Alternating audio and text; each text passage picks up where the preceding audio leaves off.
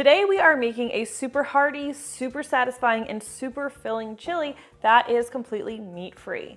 This is a vegetarian, it's actually, if I'm not mistaken, I don't think I am, it's actually a vegan chili, and it is truly amazing. We are hardcore meat eaters in this house, my husband especially, so we have a really, really high bar for any recipe we're going to serve as a dinner that doesn't have meat in it. This one, my husband asks for. He loves it, so much flavor. I think you're going to love it too. So let's jump right in. You're going to want a large pot or a Dutch oven. I love my Dutch oven. I'm going to turn my heat to about medium heat, maybe a notch above medium, but not too much. Then we're going to add 2 tablespoons of cooking oil to the bottom of the pan. I'm using avocado oil, but olive oil would be fine. So I want this to get nice and hot, and I want the oil to be shimmering before I add my other ingredients, but I'm all ready here. All right, once that's nice and warm, we'll start by adding our onion. You want like 1 large onion. This is like 1.5 cups of onion.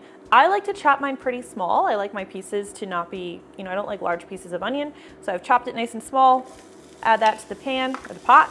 I also have a diced red bell pepper. We'll add that too. Again, I prefer smaller pieces. And finally, 1.5 cups of sweet potato. I do peel the skins off the sweet potatoes before cutting them up because sweet potato skins can be pretty tough.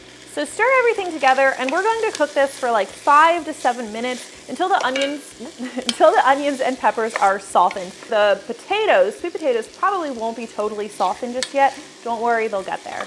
And while the peppers and onions are a little bit more of a personal choice on how large you want to make them, you do want to keep the sweet potato kind of small, so it's a nice, easy bite-sized piece. The sweet potato adds a really nice subtle sweetness, but also some heartiness to the chili.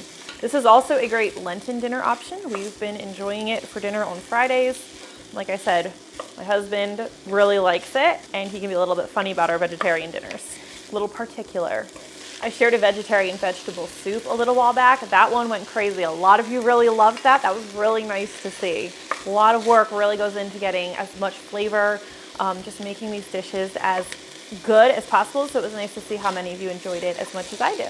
All right, once those are softened, we'll add our garlic. I have a tablespoon of minced garlic. It's funny color because I cut it on my cutting board after I cut the red pepper and the sweet potato, so it got a little bit of color there. It's just regular garlic. So with the garlic, we'll just stir that in until it's nice and fragrant, like 30 to 60 seconds. Keep it moving. You do not want your garlic to burn. All right, and once that's smelling amazing, like it is now, we'll hop over to our spices. So there are quite a few spices that go into this recipe. We're going to start with a tablespoon of chili powder. All right, and I love using ancho chili powder, so we're also going to use a single teaspoon of this. Ancho chili powder has like a nice smokiness to it and like a really subtle sweetness that works really well here. We'll also add 1.5 teaspoons of smoked paprika.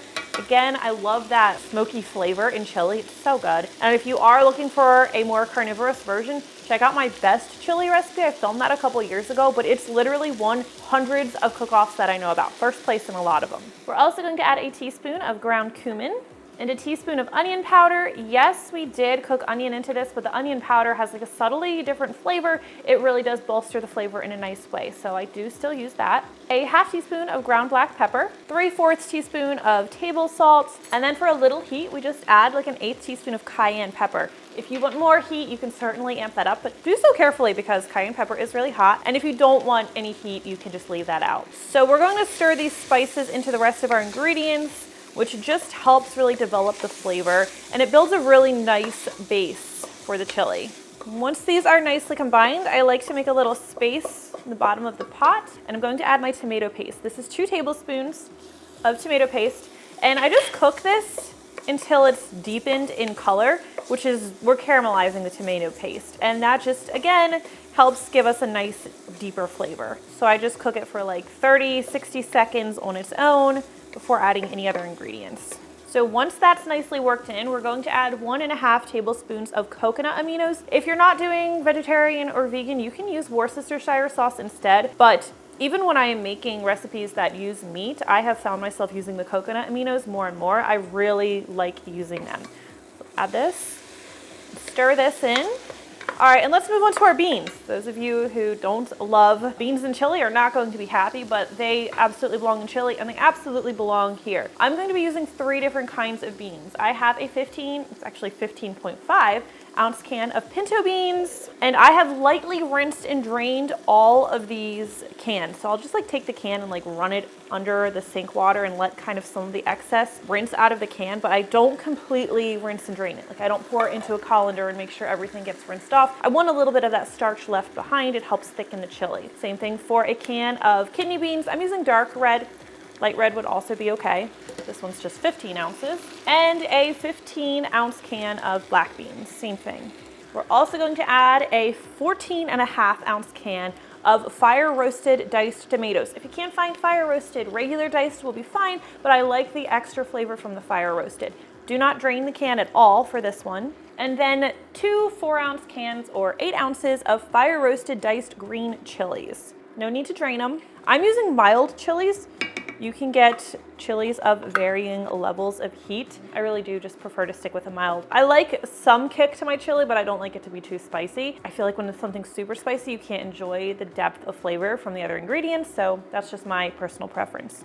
So I'm going to give this a quick stir, and then I'm going to add a cup of vegetable broth. Of course, if you're not going vegetarian, you can use any kind of broth you want, but we're using vegetable broth. And now this part is often overlooked, but so important. The chili needs to simmer. That is how the flavor is really going to develop. Also, your sweet potatoes are going to need a little more time so they can become, tender and pleasant to eat. So we are going to simmer this chili for 30 minutes before we touch it. It's so important. All right, 30 minutes later, chili is ready to go. It should be slightly thickened.